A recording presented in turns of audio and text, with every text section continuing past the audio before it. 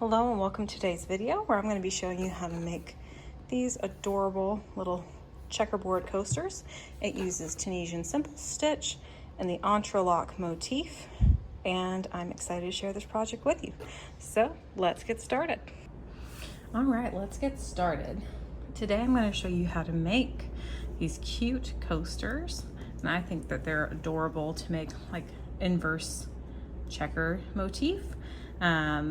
This, if you're a quilter or you know quilters, this is a 9-patch. You could totally use this motif for blankets, I think it would be really cute as pockets on the front of a cardigan. But today I'm going to show you how to make coasters out of them. So I have these two that I've already done in this kind of cream and green. And then today I'm going to make the inverse of this pretty blue and turquoise one.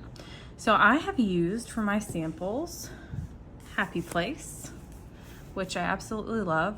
I'm not sure if this is back in stock. When they first came out with this, they had a hard time keeping it in stock. It's a collab between, let's see if it will stay focused on this, Hobie Yarns and TL Yarn Crafts. It is a 50% cotton, 50% wool, DK weight yarn, and the colors are gorgeous. I've used it for several projects and still had some left over from the amount I bought when I bought a lot when it first came out.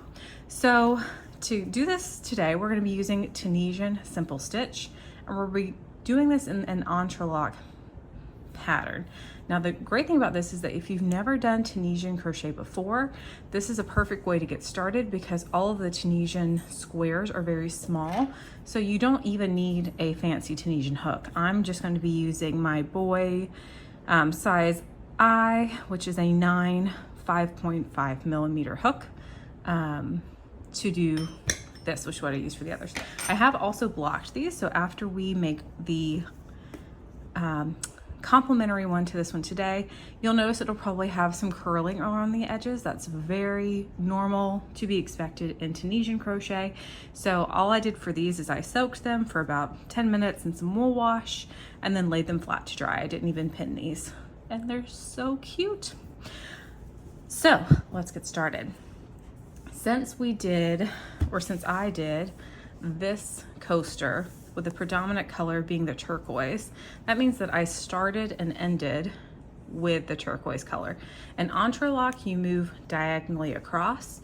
So we're going to start at this corner and end on this corner. To make the opposite, to make the inverse of this, I'm going to be starting with the navy blue. I'm going to find my end here and then get going. For this scale of coaster, you are going to be doing 6 stitches by 4 rows for each square. You could totally modify that if you wanted to have bigger squares. It would probably be hard to do smaller squares without having a zillion ends to weave in, but you could totally play around with that. And also depending on which yarn you're using, if you're using a worsted weight yarn, that's going to give you slightly larger squares. Sport fingering is going to give you smaller squares. All right, so to get started, start with your slip knot. Let's see if I can get my camera to focus. It really likes that navy yarn today. And we're going to chain 6. When you do your chains for Tunisian, it's best to do them relatively loose, not super loose. But maybe a little looser than you would do for traditional crochet. And then for Tunisian, to give us a nice clean edge on the end, we're going to flip our work, rotate it towards us, and go into the back bumps right here. You don't go into the very first one. You're going to skip that one and go right here. So you're going to yarn over, pull up a loop through that back bump, yarn over, pull up a loop through that back bump, do that all the way down, and at the end of the row you should have 6 loops on your hook. Okay, so just to verify, we have 1, 2, 3, 4, 5, 6. We're going to yarn over, pull through 1 to do our return pass, yarn over, pull through 2, yarn over, pull through 2, all the way down,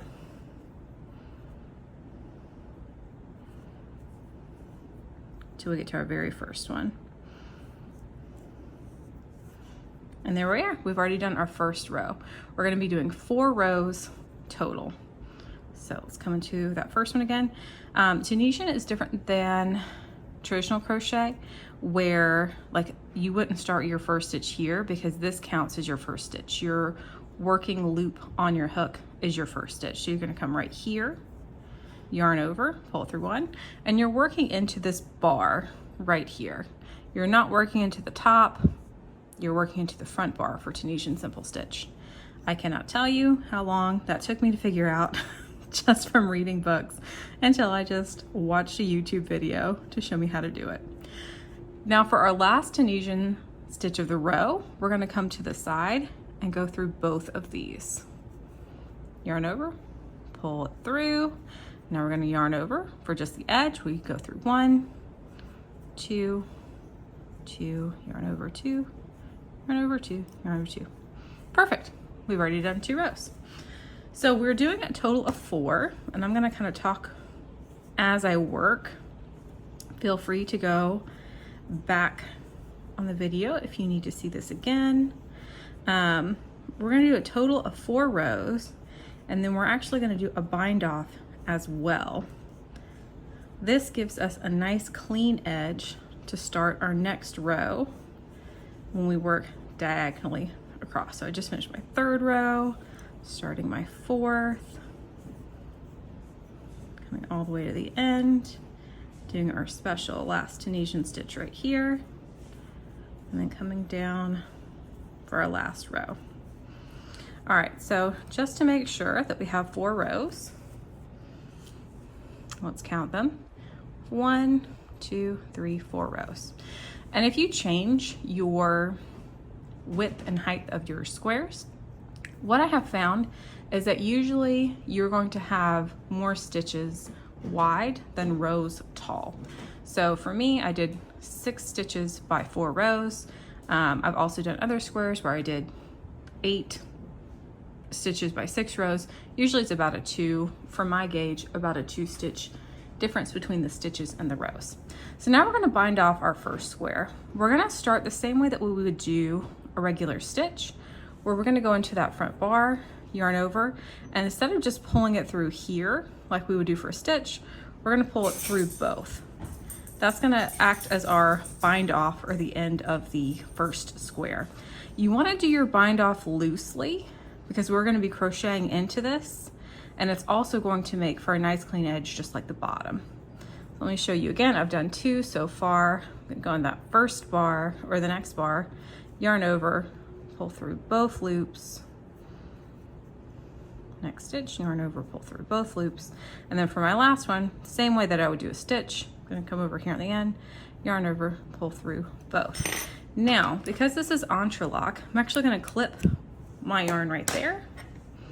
I'm going to yarn over, pull it through. I like to throw a little knot in here, even though I'm going to weave in that end later. You can leave more of a tail depending on how you like to weave in your ends, but that is our first square, just like we have here. We're now going to start our next row where we're going to be working diagonally across. So for this, we're going to change colors. I recently did a baby blanket with this technique and absolutely loved it. Just used tons and tons of scraps. All right, so for this, the way that we're going to do that is we're going to attach the yarn down here. We're going to chain 6, and then we're going to work into this square's edge. So instead of coming right here, which is kind of where our first row is, I'm actually going to come a little bit below it, where that chain is. Find that this gives me just a nice, just a neater edge. All right, and so you can either tie your yarn here. I usually just leave an end and then come back and tie it. And now I'm going to chain 6 because that's what we did for our first square. So 1, 2, 3, 4, 5, 6. And I'm going to work into the back bumps the same way that I did before. So kind of rotating my work, working into those back bumps right there. The only new thing that we're going to do is going to be working into the edge. So I have 6 loops on my hook. Now I'm gonna come to where that edge is right here, insert my hook through both of those loops on the edge, yarn over, pull it through those 2 loops and through the first stitch of my new square right there. And then the rest of it I do like normal. So I yarn over, pull through 2, yarn over, pull through 2, all the way down. So let's do that again on our next row. Again, we're working it the same way that we did with our square, except for that end. So we're gonna go through those front bars again, yarning over, pulling up loops until we get to our last stitch, which is right here. Can be a little tricky to find it the first couple times you do this, but I promise it gets easier.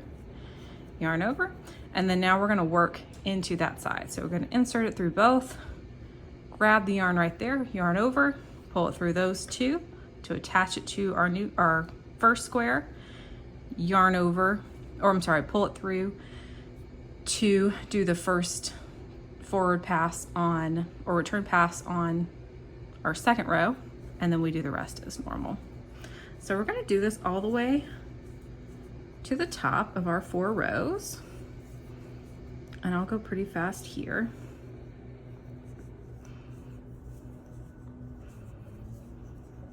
Sorry, you probably are hearing some lawn maintenance. No doubt every YouTuber or any kind of person who records videos always has to work through when lawn maintenance is happening. All right, so I did my 3rd row. This is my 4th row. Okay, this isn't where I attach it, right here. And then I'm gonna do my return pass, same way that I've done every other time. All right, and now we're going to bind off the same way that we did before. Yarn over until we get to the end of our new square. Give myself a little bit more yarn. Here we go. All right, so I've bound off across the top of my new squares. I'm also now going to come into this, you can see it, this corner right here. I'm just gonna insert my hook, yarn over, and pull up a loop. That really finishes off my first square. I am now going to be working across the top of my first dark blue square the same way that I would with any other Tunisian project. All right, so for that, I'm going to go into both loops right here, yarn over, pull up a loop, go all the way down, making sure that I have 6 loops on my hook, the same way that I should for every other, for all of the squares that we're starting if you're using my numbers today. And the reason why we had to go into that first square is that just lines everything up here. And then we just do the rest of the square completely the same way that we did that first one. So we're gonna go do our return pass all the way down. We've done our first row. We'll just go ahead and finish off this square, and then I'll show you how to do our third, I don't know what it's called. It's not really a row, but our third set of squares, which will be for us as tall and as wide as we're going today. I think I have mentioned on this channel before that my mom is a big quilter, and I feel like I'm constantly finding ways of incorporating quilt motifs into crochet, because let me tell you right now, I am not a quilter. As beautiful as they are, and as tedious and meticulous as I can be with yarn, I am just not that meticulous with fabric. All right, so this is our 4th row. We are now going to finish it up, then bind off across the top, doing a pretty loose slip stitch here across all of our stitches, and then turning our work to do this last one. And then just like before, now that we're at the end of our diagonal block, clip it, pull it through, tie a knot. And again, I am not leaving myself a ton of yarn to weave in ends. You can absolutely leave yourself more personal preference there. I'm also going to go back and tie in, or at least tie where I added the yarn for that first square of our diagonal. So as you can see, we've done this one, and now we've done these two. We're going to do these three next the same exact way. We're just now going to have one square that's a little different than our first and our last. Okay, so I have inserted my hook. I'm going to pull up the loop there. Still doing 6 stitches or 6 chains. 1, 2, 3, 4, 5, 6. Still working in the back loops across.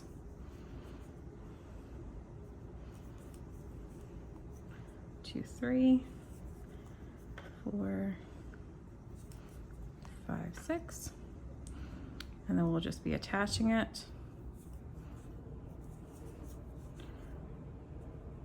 Going into these 2 loops right here.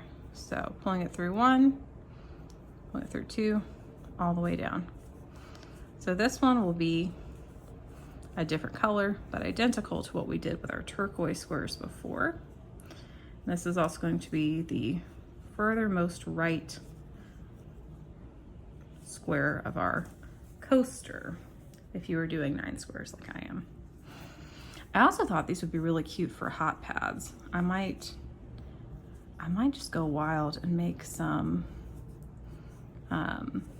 super scrappy hot pads, because you could, my vision for that is just making, like we're doing the coasters right now, just making 2 of them and then sewing them together on the outside so they're double thick. I think that would be super cute. Okay, come through, come through. All right, so I've done 3 rows. Now doing our 4th. I also like this project because it is very, very quick summer making. These would be great as gifts. I think I'm going to be making some for my sister-in-law because I think these would fit with her vibe in her house.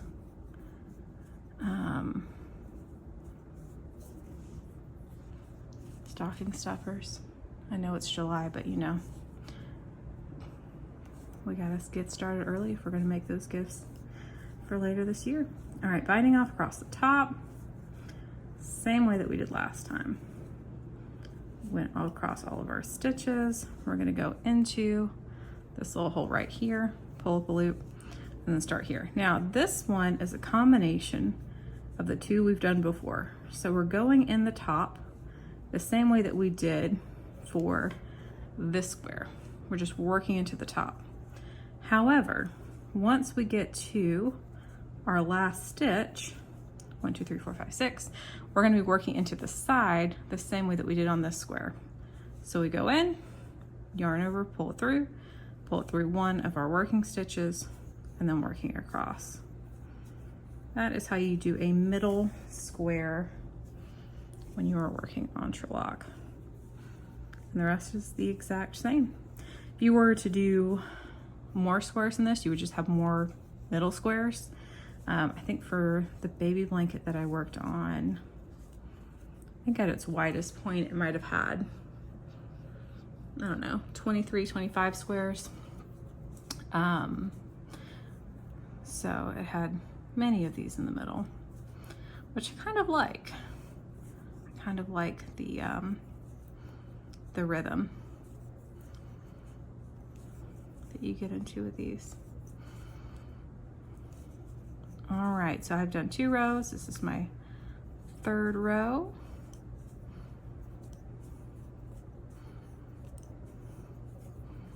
And then number 4.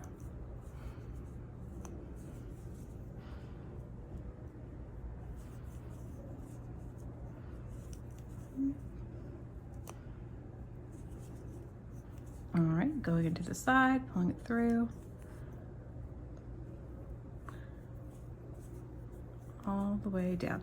And then just like we've done on all of our squares, we're gonna bind off across the top to give us a nice flat edge to work into. So a nice slip stitch bind off across the top. And then our last square is the same exact that we've done before. We're just working into the tops of our previous row. So I'm gonna do this one and then I will meet you back when we start right here. All right, so I have finished 1, 2, 3 of our next diagonal row. If you are making yours larger, you might have more than 3, but this is where we're stopping here. So again, if we're comparing it to the one we have finished, this is as wide and as tall as our coaster is going to be. So now we're gonna be doing the next 2 turquoise squares, and then we'll finish it off with a navy square. This one can be a little tricky. So in the past, when we have added a new square, we have added it on over to the side, whereas this time we're adding it in the above. So instead of chaining anything over, we're going to be working into the tops of our stitches, which means we need to attach our yarn right here. If you attach your yarn right here, where it kind of looks like the top of your stitches should be, which I definitely did when I was first learning how to do this, you won't have enough stitches. You would only have 1, 2, 3, 4, 5 stitches, and you need 6. So you're actually come right here to attach your yarn. So I'm going to pull up a loop. It's going to feel like it's on the side, but I promise it will not look like that when we are done. So I'm pulling up my first loop, and then the rest of it is the same that we did before. So you're going to be pulling up a loop across the top, making sure that you have the same amount of stitches as you have for every other square. 1, 2, 3, 4, 5, 6. And then you're going to come right over here to attach it to the side. So pulling it in, and then doing your return pass, same that we have done before. And just like we have before, I usually will knot mine after I finish the whole diagonal row. So we're gonna do our next forward pass the same way that we have with our Tunisian simple stitch. You could also very much play with the stitches that you use in this, but I just think Tunisian simple stitch is just so clean, and I liked the lines with it with these cute little coasters. So that's my second row. This is my third.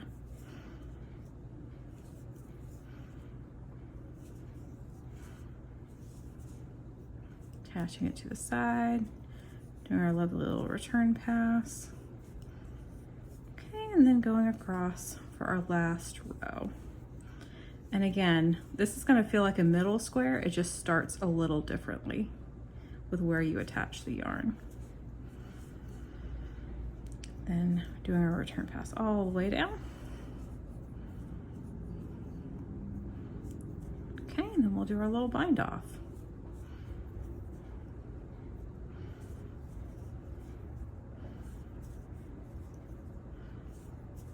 And we're going to come till we finish our stitches into this little space right here. And then we'll be doing our last square here. So I'm going to do that one, and then I'll meet you back for our final square for our little 9-patch coasters. Told you these were quick. We are now ready for our final square. Look, just this little guy left. So we're going to attach it the same way that we did with our last one, kind of on the side right here. And you can see, like, now that this is finished, this first stitch does not look like it is wonky. Like, it looks like it's exactly where it's supposed to be. So we're going to insert our hook, pull up a loop, and work our final color across the top.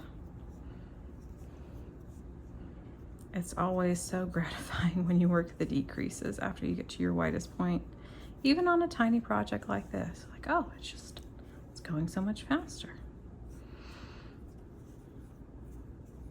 I have also tried this without doing the slip stitch across the top and just leaving it without a bind off, and it doesn't look nearly as neat. So, but you know what? You do you. You try and see what you like best. All right, so I've done 2 rows here. We're gonna do a total of 4, just like we have on all of our other ones.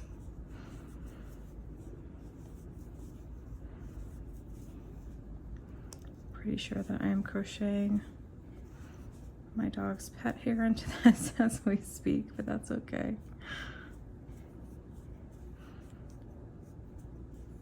He's a part of every project. All right, so this is our final row.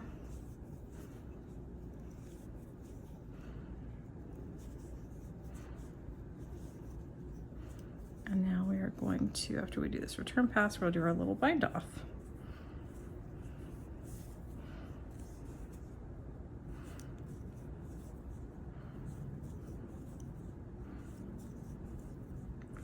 And just like that, we have done our 9 patch. So depending on what you want to do with your 9 patches, with your little checkerboard motif, you could stop right here, cut your yarn the same way that we have with all of our other squares, tie it off, weave in your ends, use this for whatever your heart desires. Because we are making coasters today, I'm actually not going to cut my yarn because I am going to single crochet a row around the edge as my border. You could totally add more, but I liked, again, the clean, simple lines that a single crochet offered. So I'm going to chain 1, and then for every stitch across the top, I'm just doing 1 single crochet. And I'm doing this in the color that I started and ended on. Because I have not woven in any of these long tails, the way that I have been doing these, and again, personal preference here, is I usually crochet over the ends a little bit and then leave a tail to tie it back into the rest of the color behind.